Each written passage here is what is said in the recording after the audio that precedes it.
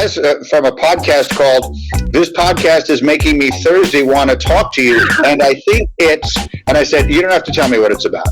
I said, if it's called This Podcast is Making Me Thirsty, you definitely don't need to tell me what it's about. And I'm going on. This is what I want to do. It's a Seinfeld podcast. It's called This Podcast is Making Me Thirsty. But I thought, this is what a podcast should be.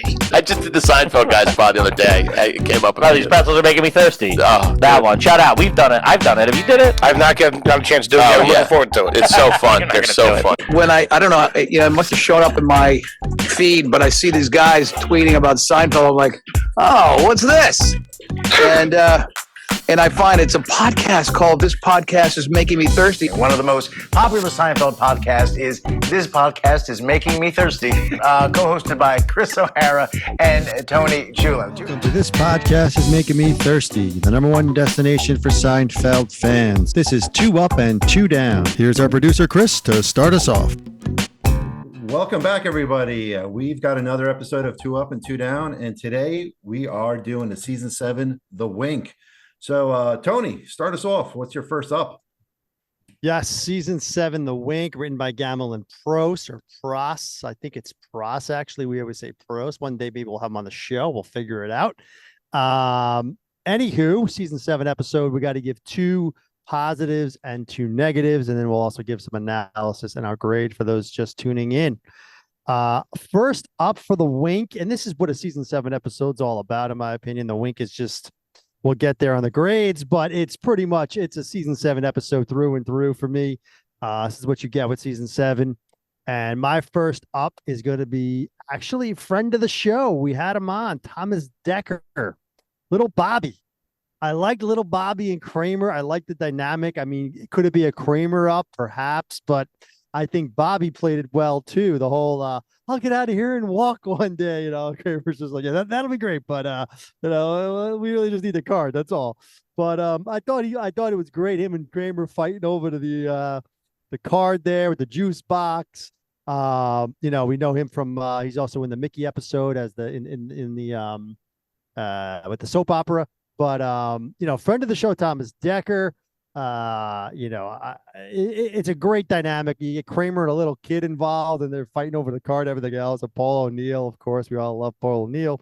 So let's give me my first up is Little Bobby. Getting some making sure O'Neill hits 2 home runs there, even though it was an error, triple and an error. You gotta love that too. So that's my first up is Bobby. Oh, yeah. Awesome, Tony. Thanks. Good. Because I even wrote that down. Kramer in the hospital as part of my up. So that's how I'm scoring that one. All right, Chris, over to you. What's your first up? Yeah, I'm interested in what Tony's to say. He outlined this Season 7 theme. We'll get there. I actually don't know where he's going with that, but stay tuned, folks. So here we go. Speaking of packages and dynamics, I'm gonna take 2 of these guys because you can't have one without the other in my mind. Mr. Morgan and Mr. Wilhelm. I think love them, love the dynamic, and I think it was more of a actually I don't know. They both were pretty well established here. Love the Mr. Morgan stuff with the wife, obviously friend of the show, Mr. Morgan. But this was a great episode for him and Wilhelm as well. Kind of. You got the whole dynamic there of Wilhelm trying to get dirt essentially on Morgan and then led to George get the job. The whole thing. But yeah, Morgan, I think, stole the show. He talked about this with us regarding the, you screwed me again, Costanza. But I loved when they were together actually at the end with Wilhelm and Morgan there. There's nothing like the Yankee stuff. It's pretty unique. Obviously, it started at the end there, Season 5. And went a couple seasons. So, again, I'm using guest stars just the way Tony did here to kick off. Maybe that's where he's going with this. I'm not sure. But these guys brought it. You felt like you could relate to these guys, right? Like at an office. I know it's at a stadium, but kind of that whole making people look bad at work kind of thing. It was enjoyable. So I'm going Morgan and Wilhelm as my first up. Yeah, another great up there because Tom Wright, who played Mr. Morgan, we did a great interview with him, and he's actually got a real life connection to Yankee Stadium, which he discussed with us. So people should definitely check out that interview. So Tony, over to you. What's your second up? Yeah, I wrote that down as well. I thought Mr. Morgan really delivered with the whole getting a massage.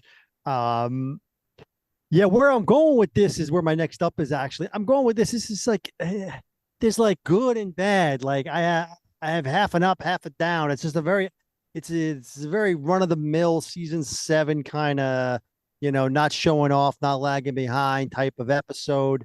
And so this up is actually could also be a down in a way, and I'll get there. But like, I'm only giving these two things specifically up because I thought, this has to do with Elaine. I don't know if I loved Elaine's entire story. We'll get there, but I did think she had some great spots.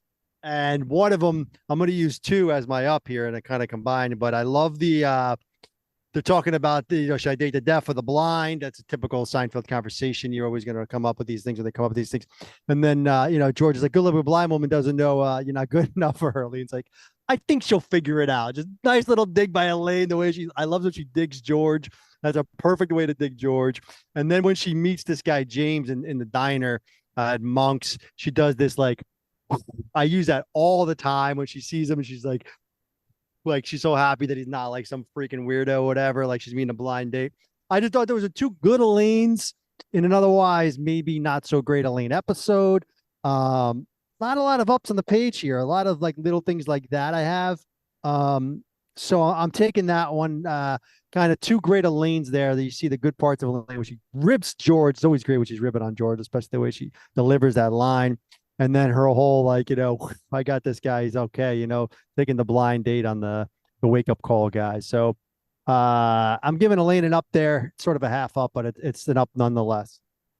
I got it as a follow up. That whole conversation that you just talked about, Jerry, George, and Elaine at Monk's dating deaf versus blind. I wrote that whole thing down as an up. So I definitely agree with you there. So Chris, what's your final up here? Yeah, Jerry had to go deaf. Obviously, there's no to Marley Matlin there, but no, yeah, Elaine had those pockets, right? Women don't respect salad eaters. Even those little slip-ins, like you mentioned, George was winking, and she's like, "What do you think he was hit? You were hitting on him or something?" A lot of good little lines in there, and even the good-looking conversation with Jerry. So that segues into I'll give Jerry my up. I think he had a really solid episode. I talk about him quarterbacking a lot. The good-looking conversation, how are all these people getting together? Alcohol. The whole mutton thing, Tony probably doesn't like the mutton thing because he's probably going to get there, but it's kind of like Jerry driving the car and doing all these funky things, picking up a phone, but him like those faces and putting the mutton in his pocket, all that stuff, get a kick out of every time. A nice, cheerful laugh, my partner's probably going to grill it and say, so stupid, listen. And I mean, come on. How do you not laugh at this line with Jerry? When what's her name, Holly, whatever, comes back and she says she met his butcher. I bet he didn't recognize me. He's like, that's so Franco. Fun little lines. I think Jerry brought it. I don't even know what his storyline was. I don't know why he was dating Elaine's up, whatever. But I think he was just solid enough, and those cheerful little moments. There wasn't any great like stand-up lines or things of that nature, but I think even the good-looking conversation I think was smart.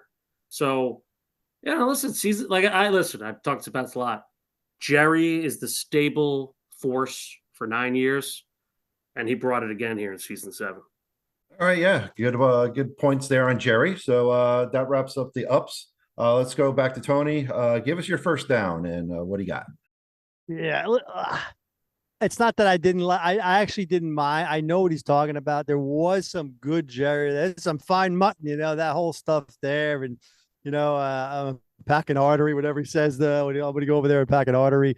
I didn't write Jerry as a down. Put it that way. I didn't write him as an up. I think I wrote him. I wrote okay Jerry is what I wrote. I thought he teetered, but what I didn't like, and it's not really Jerry. It's the grandma Mema and Holly. And that dinner with Elaine. If I heard Grandma Mema's name one more time, this is O'Hara thing. Enough already. I couldn't take this Grandma Mema stuff. Never from the beginning. Every time I saw this episode, first time I saw this episode, I don't even know who's grandma. Are they cousins? I guess they say they maybe once, right? They're cousins. I guess what's going on here. And she got everything from Grandma Mema's house, and Elaine's all mad. And I couldn't take it. Enough with the Grandma Mema. I didn't like. Love to have her on the show. Didn't like Holly. I think that's my down here. I thought I didn't. She just was over it a little too much. And then when she saw the dogs with the handkerchiefs, that was a funny Jerry line. Oh, sometimes I put them in the couch. You always stuff napkins in your jacket, and then finds them in the couch. That was good stuff. I mean, yeah, Jerry was good. I'm not saying Jerry was bad in this one, but I thought Holly was bad, and I thought the Grandma Mema stuff was bad. So that's my down there. Is the Grandma Mema and all that stuff. Was that my first down or my second down? That's your first.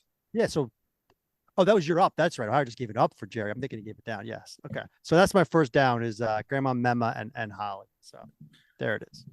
Okay. All right. Chris, over to you. What do you got for your first down? Yeah, Grandma Mema stuff.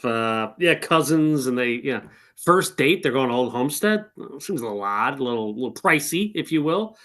But Jerry's doing well and gets a salad. All right, you went Holly. I'm gonna go James, the call guy. I mean, what are we doing here? Like hitting on Elaine. What do you? And again, this ties back. I never liked it. Elaine in her bedroom. There's something off there, and then her like talking with this guy for them. Never liked it. And then he's got these dogs, and it felt really forced so we can get the flashback with the dogs and all that stuff. So, but the James, I don't know. Something was off about him. Even his hair, it was just maybe it's just a little too like perfect. And, I wish I had that hair, but nevertheless, I don't. But there was no like chemistry. I don't know. And first off, how did she know where he lives? All right. We can get to that in maybe a later one, but that was odd too. But I don't know. James, I don't know. Such a plain name as well. Nothing against the name, but it just kind of teetered out. Like it didn't, and the whole like, I'll take the head to toe stuff. That was just the discussion after different, but that whole thing, the James scenes, you could have cut 80% of them and I would have been fine. So I love to have him on the show. You hate to do it because the show is based on guest stars, but I don't think James really brought much. So it's my first down. Yeah, so just the character that they wrote, James, didn't really do it for you. And obviously that relation wasn't going to work anyway with the dogs. So, Tony, back to you. What's your second down? Yeah, I totally agree. I wrote the same kind of stuff down there. How did she know he lived there? I've always wondered that from the beginning. She's like, I remember when you lived here. And then she just goes in. It was, again, well, Harris said it was forced. The whole thing was forced. I don't think this is the same thing, though. I'm giving it down. And you really laid heavily on James there. I'm going to kind of piggyback, but I'm laying heavily on Elaine. I gave Elaine an up earlier. This might be a first in history. I don't know. I'm also giving Elaine a down. Elaine's storyline, the dog stuff, as I mentioned, totally forced. The guy only has a sofa bed. He looked like he had a back room, just like Jerry's apartment. Sleeps on a sofa. Everything was forced, head to toe, just to get a joke in by Jerry. The genitals line up, whatever. All that stuff was forced. First of all, who uses a wig? Maybe you can help me out here. Who uses a wake-up call for their house? I've never heard of this in my life. I guess that's a thing. I don't know. Alarm clocks, and then the way guy oversleeps is his job. The whole thing was just very forced, to O'Hara's point. Just a bad Elaine storyline. Like, we both mentioned good Elaine, sprinkled in this episode, but the theme, and it kind of ties into my bad down with Holly and the bad down with James. It's all Elaine. I got to give Elaine a down. I'm talking myself down. This episode is so up and down. Like I said earlier, it's a season 7 episode to its core. Problem is, we'll get there, but usually you want good guest stars to lift a season 7 episode. This is bad guest stars, and you're getting a bad Elaine. So we'll see where we get there. But that's my second down is actually Elaine's whole dog storyline and everything else. Yeah, I could definitely go with that as a down because even her walking home, how do you not know that there's meat in your pocket? You couldn't smell it or put your hands in the pockets and felt it. So yeah, that's just always kind of was on my nerves. So Chris, over to you. What do you got for your second down? 100% agree. I had that as well. And what's interesting about this episode, I don't, and we've done it before. Characters span both spectrums, but I didn't have that many downs, like which was odd. I was anticipating a lot, but and we'll get there. We'll get there, but who knows? I don't know what grade I'm going to give yet. Let me get to it down. All right, I got a couple little nitpicky ones here, so I might as well just throw them out there since Tony's done. The Jughead, Mr. Weatherby stuff, like what was that? Enough, okay. And then this is just maybe it's science writing. I don't know, but how long is this pulp making him wink? I mean, the whole episode, and he doesn't know he's doing it. Now, listen, I think George had a solid episode. I'll get there, but the whole show is built on a little grapefruit got in his eye, and it only happens when someone asks him a random question, and then he winks. I mean, talk about forced. I mean, again, I know it's playful. Season 7, I get it, but it's got to be rooted in a little reality. And I actually tried looking up pulp, the eye. Pretty much, you just wash it out, and you're good. George didn't wash it out right away. He's just winking all day at Mrs. Morgan and everything. Come on, that's my second down. Yeah, exactly. I thought, yeah, water, good rinse would get that pulp out. So, all right, that wraps up the ups, the downs. So, Tony, back to you. Give us your final thoughts and grades here. Looks like you also had that down as well. Pulp. How long does it last? How long does pulp last? I mean, to O'Hara's point, I didn't have any many downs written down here. 3 downs I had written down. That was one of them, the pulp thing, but it was kind of small. It was a good throw in right there by him. Yeah, I mean, this episode, to his point, I only had 3 downs written down. I wanted to write down more. The problem is the downs were so big and heavy, like we mentioned. I mean, we're given the entire, basically the both guest stars, the whole dog stuff, the grandma mama stuff. Like it's half the episode. It's just you can't write a lot down here. Just throw some ups in there though to mix it up. I mean, you gotta like the whole Steinbrenner at the end, going through all the managers, Billy Martin, Stalmel, Billy Martin, and then they had Buck Shaw. Oh no, you didn't have that was good. I like that. That was a good Yankee add in with the Paul O'Neill, another great one. We all love O'Neill. Well, fun fact before you get to your grade, this episode ran October 12th of 95. Okay. 4 days earlier, that was Game 5 when Seattle beat the Yankees. Worst loss of my sports fandom of my life. Right, but think of the timing of this. Showalter got fired 2 weeks after this episode, so it was kind of interesting. All full circle. Very interesting. Yeah, and then Torrey came in. The rest is history. But yeah, the 95 Mariners loss. I almost wore my Mattingly shirt today too for this taping. That would have been fucking apropos. Yeah, I mean. That I like that. I like that Steinbrenner going through that. I got some stuff written down here. I like Stubbs. We didn't really mention him. I like Kramer. How Kramer knows Stubbs. Kramer always knows somebody, whether it's Bleecker Pop's records or Stubbs.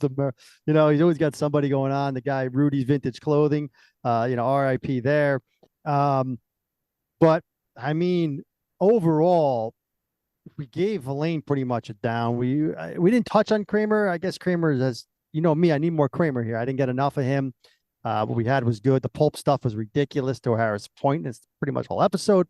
I'll give O'Hara Jerry. If you give Jerry, you want to give Jerry some solidness here. But, I mean, we're looking at a season 7, like I said, an average episode. I'm teetering on 2 grades. I'm going first, so I'm setting the tone here a little bit. But I'm going by lower grade. I think I talked myself down as much as I love Kramer and the stuff there with O'Neill and the little kid Decker, Bobby.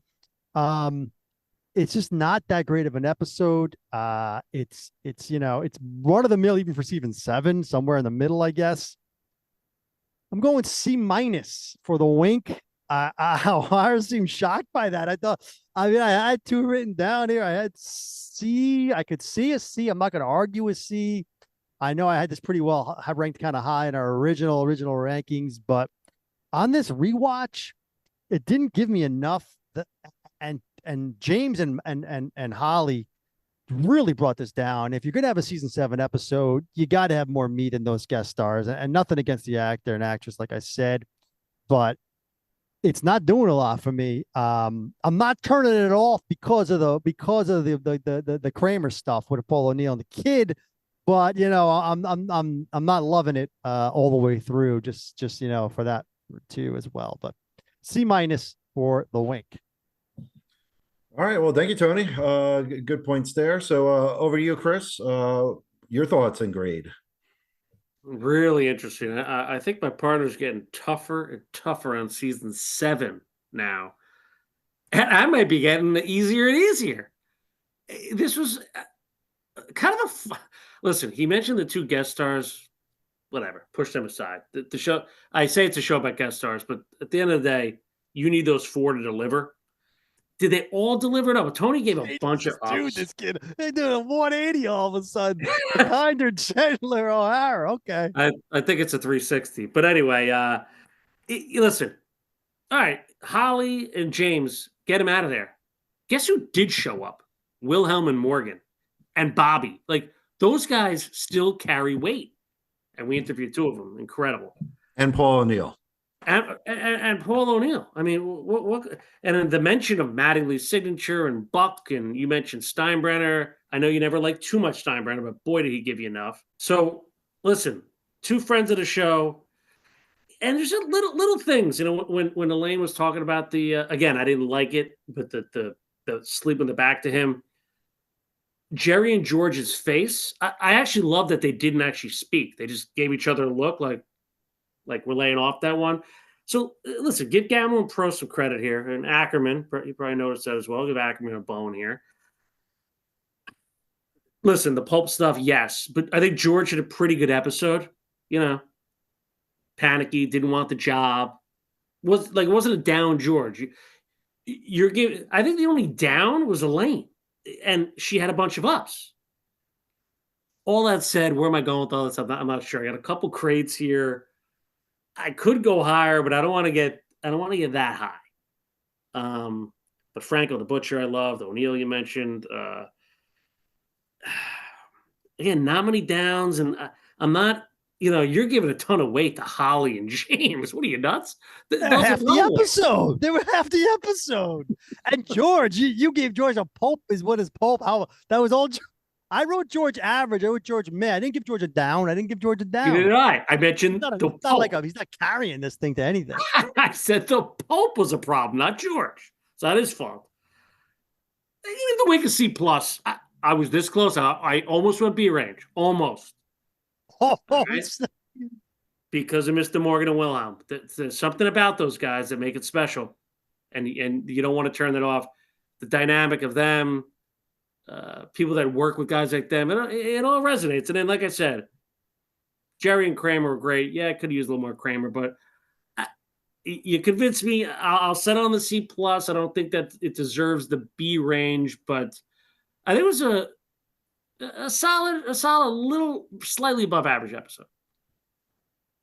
Well, there you have it, folks. C minus, C plus. So you're looking at basically a C average for The Wink. So appreciate everybody tuning in to see what we have to say. And we'll see you guys on our next review.